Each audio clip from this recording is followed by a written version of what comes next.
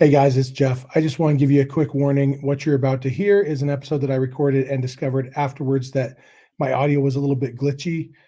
You can hear all the words. There's just a little bit of static behind it.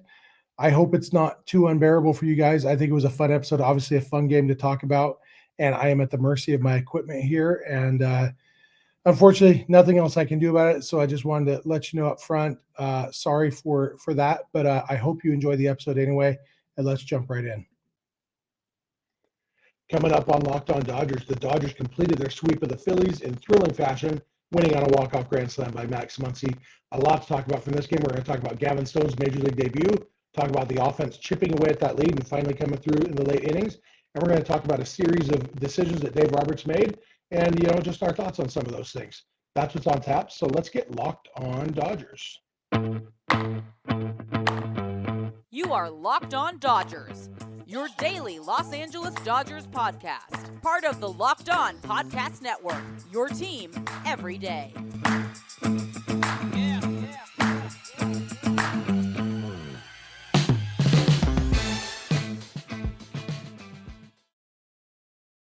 Hey, Dodger fans, this is Locked On Dodgers, part of the Locked On Podcast Network, your team every day. Thank you for making Locked On Dodgers your first listen every weekday morning. Remember, this show is free and available on all podcast platforms and on YouTube simply by searching for Locked On Dodgers. Or even better, go ahead and subscribe wherever you're watching or listening right now, and then you become an everydayer just like we are. If this is your first time with us, I am Jeff Snider. My normal co-host is Vince Samperio, although it's just me today. Vince and I are both lifelong Dodger fans just like you are. We've also both spent time covering the Dodgers in the press box and the locker room. So we're not quite insiders, but we bring you the smart fans perspective on our boys in blue every weekday morning. This episode is brought to you by RocketMoney. Stop throwing your money away. Cancel unwanted subscriptions and manage your expenses the easy way by going to rocketmoney.com/lockedonmlb. And the Dodgers won a thriller on Wednesday afternoon. Day game, series finale, homestand finale at Dodger Stadium. And the game started off ugly. The Dodgers were down 5-0 after 3 innings. Gavin Stone's Major League debut did not go super great. Didn't get helped out by his defense a lot, but also, he didn't help himself out a lot either. But they chipped away. We're going to talk about the offense in the second segment and how they did chip away at that lead and ultimately came through and won the game for the team. But first, I do want to talk about Gavin Stone because it was his Major League debut. It's an exciting thing. As you guys know, if you're regular listeners or viewers, I drove 661 miles down just to be at the game because I'm so excited about Gavin Stone's future. I wanted to be able to say I was at his Major League debut.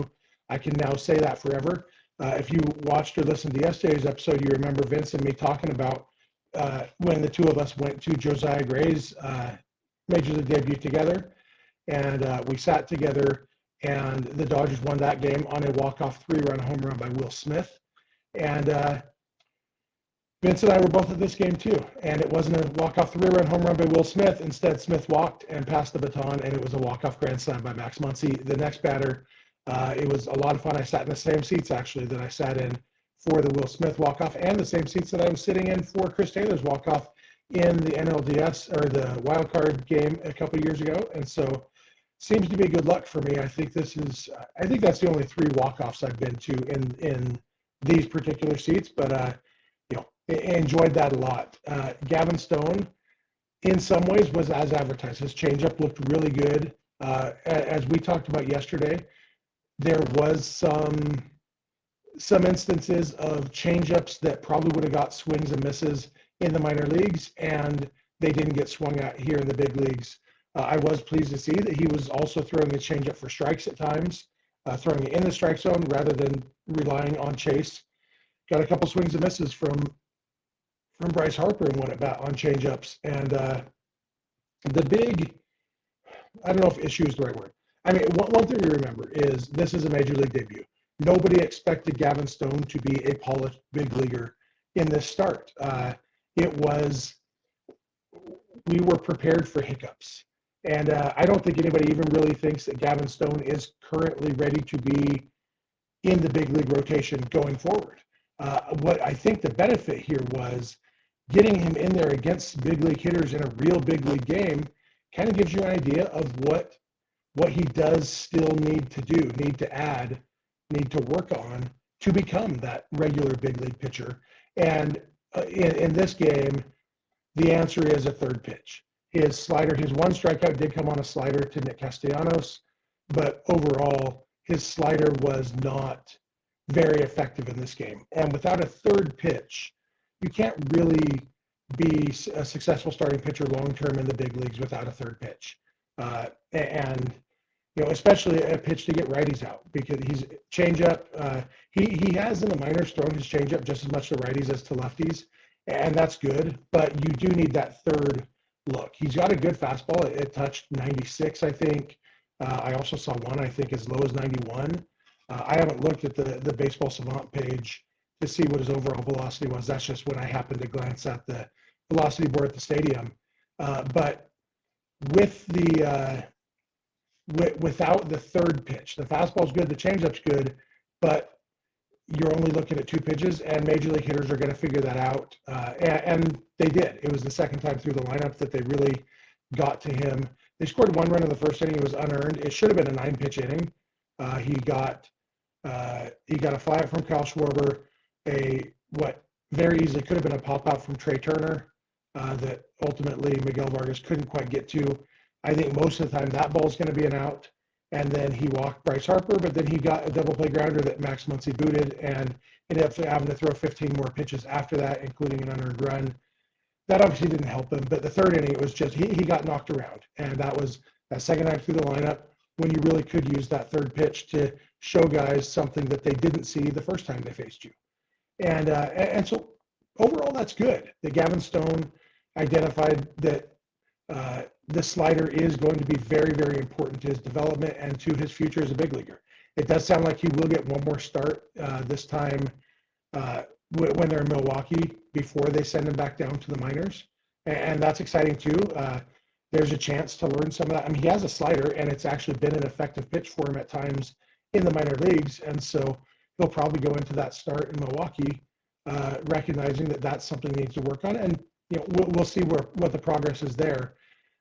For him, it's a good opportunity to see what he needs to do and go from there. And we said yesterday, I think I predicted 4 innings and 2 earned runs. Said it was 4 innings and 4 earned runs. I would have loved 6 shutout innings. I don't think that was ever really realistic. Not that pitchers never do that in their major league debut, but it's all part of the game. And he's probably up earlier in the season than anybody really expected, because if Ryan Pepio and Michael Grove were healthy, this would have been one of their spots in the rotation. Even though they wanted to go with the six-man rotation a time or two through the order, it would have been one of those guys. And so he's up a little bit sooner than people would have thought, and that's okay. It's okay to learn on the job in the big leagues sometimes, and even on a team with World Series aspirations. It's okay to have these games sometimes where you just have to throw a guy out there and see what happens. I mean, last year, Michael Grove came up from Double-A and started some games, and Pepio came up maybe before he was totally ready. Dodgers won 111 games last year. It didn't really hurt them much. And one of the reasons it didn't hurt them in this game is because the offense really did come through, got Stone off the hook, and ended up winning in dramatic fashion. So I'm going to come back in a minute. I am going to talk about the offense and the great job they did chipping away at this lead that the Phillies had built up. And we will talk about, just it was a fun game to watch offensively, and that you might not believe this, I was never worried, and I'm going to talk to you about why. So I will be back in a minute. Thank you for making Locked On Dodgers your first listen every weekday morning, and please keep it Locked On Dodgers. This episode is brought to you by BetterHelp. It's so easy to get caught up in what everybody else needs from you, whether you are a parent or a teacher or a coach or even just a friend. If you're like me, you're always maybe a little bit more focused on what other people need than what you need. But sometimes when we spend all our time giving, it can leave us feeling stretched thin and burned out. And therapy can give you the tools to find more balance in your life so you can keep supporting others without leaving yourself behind. This is a wonderful opportunity. Therapy can help you learn coping skills, how to set boundaries, all sorts of things that you can learn to help you be the best person for yourself and for those people who need you. And if you're thinking about starting therapy, you should give BetterHelp a try. It's entirely online. It's designed to be convenient, flexible, and suited to your schedule. Just fill out a brief questionnaire to get matched with a licensed therapist and switch therapists anytime for no additional charge. So simply go to betterhelp.com/lockedonMLB. Find more balance with BetterHelp. All right, I am back. I want to thank you all for making Locked On Dodgers your first listen every weekday morning. I also, if you're watching on YouTube, I'd love to hear your thoughts in the YouTube comment section. If you're listening on the podcast, I'd love to hear from you through social media or email or whatever. I'll give you all that contact info at the end like I always do. Also want to remind you there's no game today. Dodgers have a day off, which means tomorrow's episode will probably be a mailbag episode, so feel free to shoot over any questions you may have for that. And because there's no game, you don't need to worry about catching the game on the radio, but tomorrow when they're playing in San Diego, if you don't have a chance to watch the game on TV, you should check it out on SiriusXM or the SXM app. All you got to do is launch your SXM app and search for Dodgers, and it will pull up the game for you. You listen to the hometown broadcast anytime. You can also listen to this show on the SXM app simply by searching for Locked On Dodgers. With that said, let's talk about the offense in this game. The Dodgers were down 5-0 after 3 innings, or after the top of the 3rd inning. And it was, things weren't looking great. But, you know, obviously Gavin Stone was in his major league debut. It was a rough game for him. But the Dodgers bullpen has been pitching pretty well lately. And so I kind of had the feeling, okay, if the Dodgers can score some runs, you know, I almost tweeted out 13 is more than 5, so don't worry about it. You know, just joking that the Dodgers scored 13 runs each of the last 2 games. And so once they scored 13 runs in this game, they were going to win the game. And I didn't. And I didn't really think they had 13 runs in them. But I did. I always felt like, okay, as long as the offense can keep this thing close, or as long as the bullpen can keep this thing close, the offense is going to come through. And one of the things we saw is you don't have to have a huge inning. All you got to do is chip away. And that's what the Dodgers did. You know, they got a run on the sacrifice fly by Freddie Freeman that, you know, even in an inning, you know, that one, it could have been a 3-run homer. He barely didn't get the home run. They got 2 runs on a 2-run homer by Miguel Vargas. They got, I'm trying to remember what their other, all the runs are running together in my mind, no pun intended. But it was, you know, 2 runs here, 1 run here, 1 run here, 2 runs here. And then the big hit in the last inning, obviously the grand slam by Max Muncy, but they didn't need a grand slam at that point. A bloop single would have won the game. And so it was really a matter of trusting the offense, trusting the process, and saying, look, we've got 6 innings left in this game. We don't need to have a huge inning. And I think it's easier for teams to come through when they need to, when there's not that pressure if we need a huge inning. If you're down by 7 in the 9th inning, if you're down by 5 in the 9th inning, it's hard to come back from that. But down by 5 in the 3rd inning, so okay, no problem. We got 6 innings left. I guess 7 offensive innings left. No problem. And that's kind of the approach they took. And it was also a really good team effort. You know, David Peralta had 2 hits. Chris Taylor had 2 more hits. I was walking around the stadium with my brother before the game. By the way, you could probably tell I didn't realize I had gotten this much sun until I actually turned on the camera to record this podcast and realized I'm kind of cherry red today. So day games will do that to you. It was cloudy a lot of the game, but not the whole game, and I didn't even bother with sunscreen. So that's why I'm bright red. But I was walking with my brother before the game. We were just did a circle of the stadium, and we were on the concourse behind home plate, and we saw the first aid station, and they had like the stretcher for the paramedics. And my brother said, that's here in case Chris Taylor gets 2 hits again and somebody has a heart attack. And then Chris Taylor ended up with 2 more hits, and two important hits. He hit a triple and scored on maybe the worst defensive play I've ever seen a major league right fielder make. Should have been a bloop single, but Nick Castellanos played it into a triple for Taylor, and he ended up scoring on that sac fly by Freddie Freeman. And then Taylor had a base hit in the bottom of the 9th inning to start that rally. He technically scored the winning run. Big game for Chris Taylor, big game for David Peralta. Miguel Vargas hit another home run, actually almost hit a home run his first time up. He almost looked like he didn't even swing all the way, and he hit it to the wall in left field. And, he had a big game. Freeman had a couple of hits. Mookie had a hit. There was a lot of moments. Almost everybody except Jason Hayward, it seemed like, contributed something. And then, I'm going to talk in the third segment, so I won't go into too much detail about the moves, but Austin Barnes got a big hit. Miguel Rojas got a big hit. We'll talk about the actual decision to put them in those situations in the next segment, but the whole offense came through. And when we got to the ninth, even in the bottom of the eighth, the Dodgers took the lead 6-5, and it would have been awesome if Gratterall, 2 different times, he had the Phillies down to their last strike, 2 outs, 2 strikes on the batter, and he didn't get the out either time. Walked one of the guys, gave up the game-tying hit to the other guy. And ultimately, it would have been awesome if Gratterall had gotten that save, just shut it down. Would have been a great game. It was so much more fun the way it did turn out. And we got to the bottom of the ninth inning. And, Chris Taylor gets that leadoff single off Craig Kimbrel. By the way, I want to read you a funny text I got from so my friends Trevor and Heather. I actually met Trevor and Heather through this podcast. Trevor and Heather are both listeners to this show.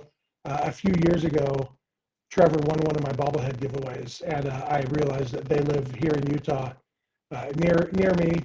And I say here in Utah when I'm in California, but you know what I mean. Where I live in Utah, they live close to me, just a few miles away. And we've become friends through social media since then, since we got to know each other. And we've become real life friends recently. Last year, we met when the Oklahoma City Dodgers came to town to play the Salt Lake Bees. We all went up, and we met up at the game, and our families and everything. Everybody except my son was off with something, and their daughter was off with something. And now my son and their daughter are going to prom together. That's fun, all because of this podcast. But Trevor sent me a text, and he said, to quote Heather's mom just now, Heather's parents listen to the podcast too. I think that's awesome. Hello, Gustafsons. To quote Heather's mom just now, I love it when Kimbrel pitches for the other team.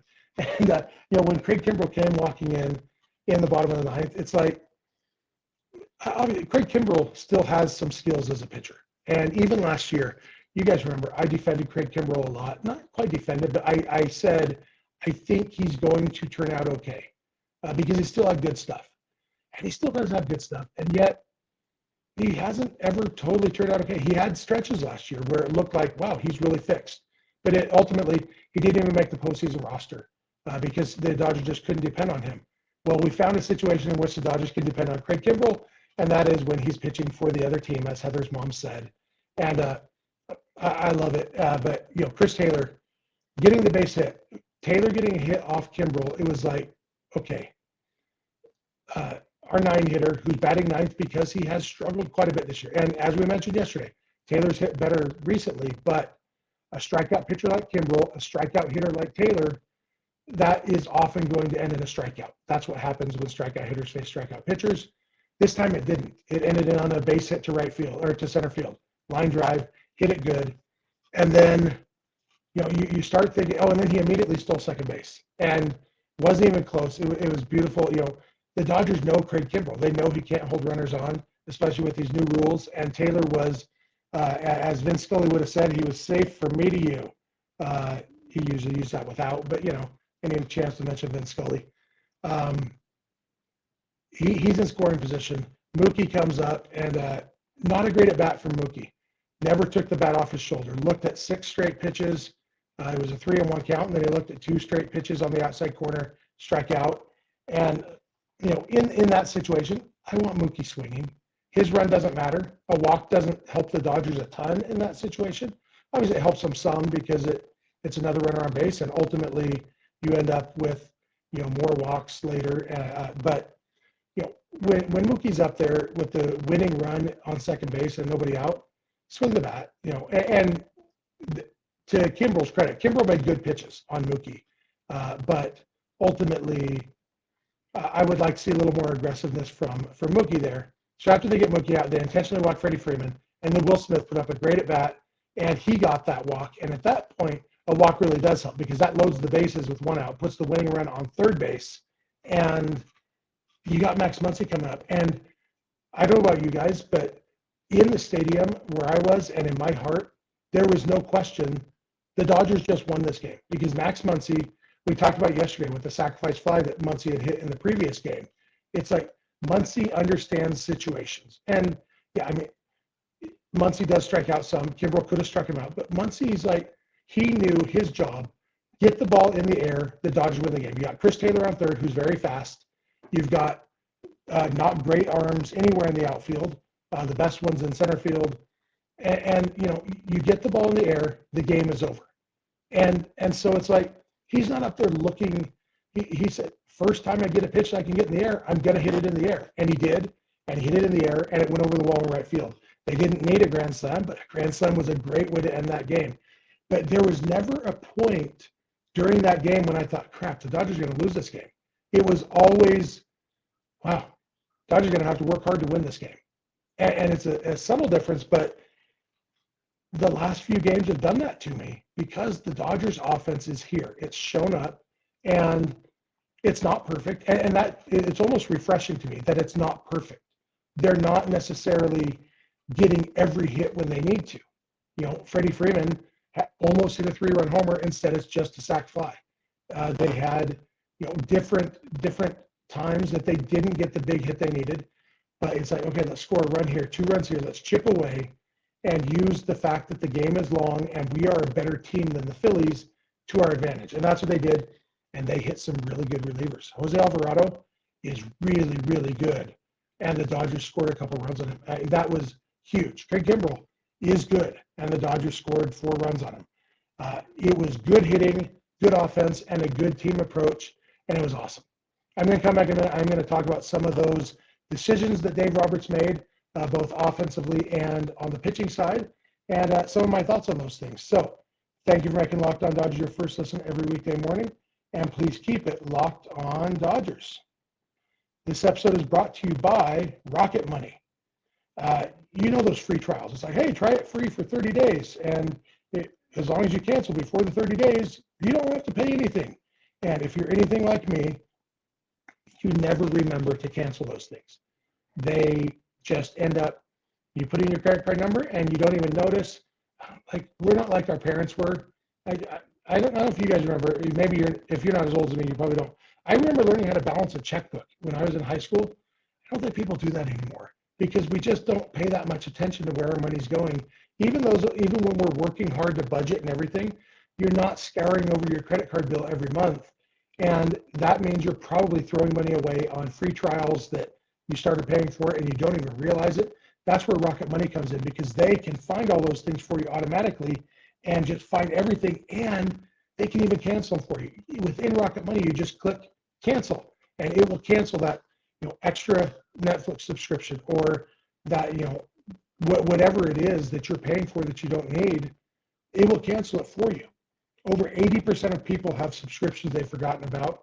And, you know, RocketMoney is an awesome personal finance app that finds and cancels your unwanted subscriptions, monitors your spending, and helps lower your bills all in one place. So stop throwing your money away. Cancel unwanted subscriptions and manage your expenses the easy way by going to rocketmoney.com/lockedonmlb. That's rocketmoney.com/lockedonmlb. rocketmoney.com/lockedonmlb. All right, I am back. I want to thank you one last time for making Locked On Dodgers your first listen every weekday morning. I also want to remind you again, no game today, but on days that there are games, if you don't have a chance to watch the Dodgers on TV, but you want to listen to the hometown broadcast, check out the SXM app or SiriusXM in your car. And just on the SXM app, just search for Dodgers and it'll pull up the hometown broadcast and you can listen to that live as the game is going on. It's an awesome way to follow the game.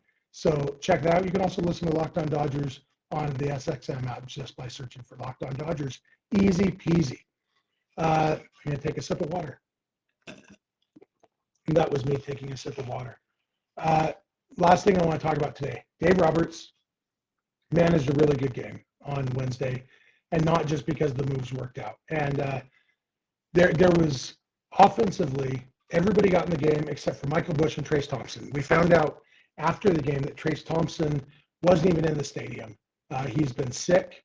And so that explained why in the ninth inning, the Dodgers used both Miguel Rojas, no, in the eighth inning, they used both Miguel Rojas and Austin Barnes as pinch hitters. Those decisions were the correct ones, especially I understand that Trace Thompson wasn't there. In fact, it's almost a good thing. Trace Thompson struggles against lefties. And Rojas and Barnes, at least, especially Rojas and Barnes at times, you trust more to put the ball in play than you trust Trace Thompson necessarily. Thompson's big weakness is striking out, especially against left-handed pitching. And in those situations, Rojas, he hit a hard ground ball and it found a hole. And, we talked late spring training, I think, about how Miguel Rojas might be a beneficiary of the banning of the shift because he does put the ball in play a lot. He does hit the ball on the ground a lot, and there are going to be more holes in the infield. That's what we saw. He got a base hit, started that rally. Austin Barnes put the ball in play. And yeah, if Edmundo Sosa could catch, Austin Barnes would not have had a 2-run single on that play. But Edmundo Sosa did not catch it. And if Barnes had struck out, or if Trace Thompson had been available and he had struck out, it wouldn't have mattered because nobody has to catch a strikeout except the catcher. And so, the moves to pinch hit for Jason Hayward and David Peralta in those situations were the correct ones. Jose Alvarado is a very tough lefty. Obviously, James Outman poked a double against him, which was awesome. But the guys who the Dodgers have, Outman and Peralta, who don't bat against lefties, Jose Alvarado is not a good time to change that plan. And so they went to the pinch hitters, even though I don't think anybody would tell you that Miguel Rojas and Austin Barnes are as good a hitters as Jason Hayward and David Peralta. But in that situation, they were the right moves, and they worked out. Even if they hadn't worked out, they still would have been good moves. Which brings me to the one pitching decision that some people have asked about. Our buddy Pat Dwyer, who was also at the game. I didn't get a chance to see him this time, but I've run into Pat at Dodger games a few times in the past. Loyal listener, good dude. And he asked us after the game on Twitter about the decision to go with Brusdar Graterol in the ninth inning instead of Evan Phillips. It's a 6-5 game. They started the inning with Caleb Ferguson because Kyle Schwarber was leading off the inning. They let Ferguson stay in, get Schwarber out, and then with Trey Turner coming up, basically Dave Roberts had to choose. Would I rather have Ferguson against Turner so that then I can leave Ferguson in against Bryce Harper, or would I rather go to one of my righty relievers? That was the first decision, and I think he made the right call because Ferguson had pitched the 8th inning, and so I don't think he wanted Ferguson to go 2 full innings. And so even if he did get Trey Turner, then he's facing Bryce Harper. I think it was the right call to get Ferguson out of there at that point. So then the only question is Brusdar Graterol or Evan Phillips, and he went with Graterol. And some people question that decision, especially after Graterol blew the lead, blew the save, but he did get himself a win. He just knows how to win. But if you look at how the lead got blown, there was a weak contact to Trey Turner, a weak chopper in the infield that Miguel Rojas made a great play on to get Trey at first base. And then there's a bloop single by Bryce Harper, and then a walk, and then a bloop single by Bryson Stott. No hard contact in that inning against Graterol, but also no strikeouts. And that's kind of the nature of the beast with Graterol. And we've been talking about this for 2 years now, that Graterol doesn't get as many strikeouts as you would expect a guy with his velocity to get. And I think that's part of the reason that I like the decision to go with him in the 9th inning, because if this game had gone to extras, they start with the runner on second base. Weak contact has a lot better chance of coming back to bite you when you're starting an inning with a runner on second base than when you're starting fresh. Bringing Brusdar in, we only need 2 outs from you. There's nobody on base.